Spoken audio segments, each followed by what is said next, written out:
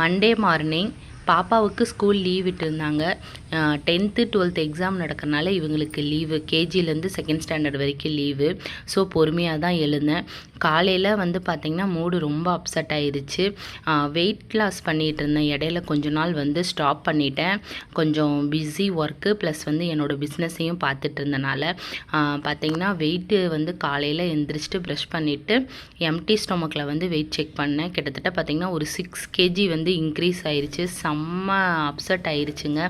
முக்கி குறைக்க வேண்டியது திடீர்னு வந்து வெயிட் இன்க்ரீஸ் ஆனனால ரொம்ப டிசப்பாயிண்ட் ஆகிட்டேன். பார்த்திங்கன்னா வந்து 61 kgயில் இருந்தேன். இப்போ 66 kg வந்துட்டேன். ஸோ எனக்கு ரொம்ப டென்ஷன் ஆயிடுச்சு. என்னடா பண்ணுறதுன்னு யோசிச்சுட்டு இருந்தேன். அதுக்கப்புறம் தான் சரி, இதுக்கப்புறம் ஏப்ரல் 1ஆம் தேதியில் இருந்து மறுபடியும் நம்ம work out weight loss start பண்ணலான்ட்டு பிளான் பண்ணியிருக்கிறேங்க.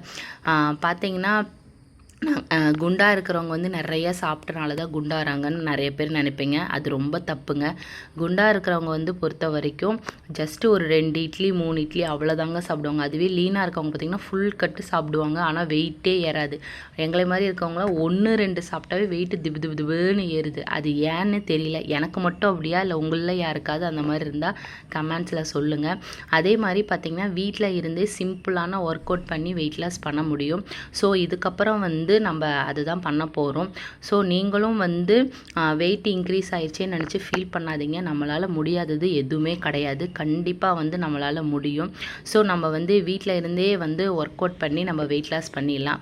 நான் அந்த மோட்டிவில் தான் இருக்கேன்.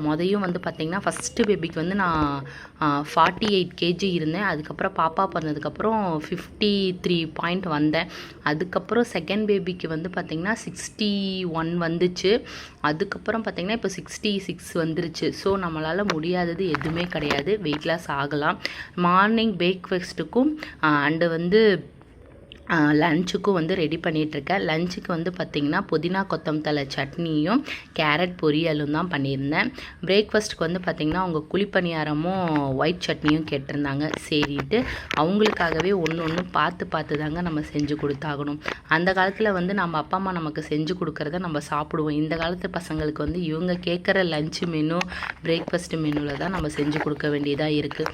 பட் எனிவே எது செஞ்சு கொடுத்தாலும் அவங்களுக்கு ஹெல்த்தியாக சாப்பிட்டாங்கனாவே நமக்கு ரொம்ப சந்தோஷமாக இருக்கும்.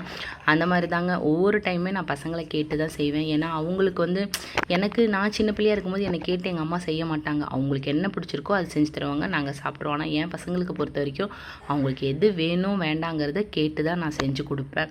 ஸோ அந்த மாதிரி தாங்க செஞ்சுருந்தேன். காலையில் புதினா கொத்தமல்லி சட்னி அரைச்சிட்டு சரி கேரட் பொரியல் பண்ணி ரசம் வச்சுட்டு பிரேக்ஃபாஸ்ட்டுக்கு வந்து குழிப்பணியாரமும் ஒயிட் சட்னியும் செஞ்சாச்சுங்க. நம்ம வீடியோவை நிறைய பேர் சப்ஸ்கிரைப் பண்ணாமல் பார்த்துட்ருக்குறீங்க. சப்ஸ்கிரைப் பண்ணிவிட்டு பார்த்தீங்கன்னா எனக்கு கொஞ்சம் மோட்டிவாக இருக்கும். அதே மாதிரி ஹோம்மேடு கீ ஹனி வேணும்னா ஸ்க்ரீனில் வந்து வாட்ஸ்அப் நம்பர் கொடுக்குறேன். கண்டிப்பாக வந்து உங்கள் ஆர்டரை ப்ளேஸ் பண்ணிக்கோங்க.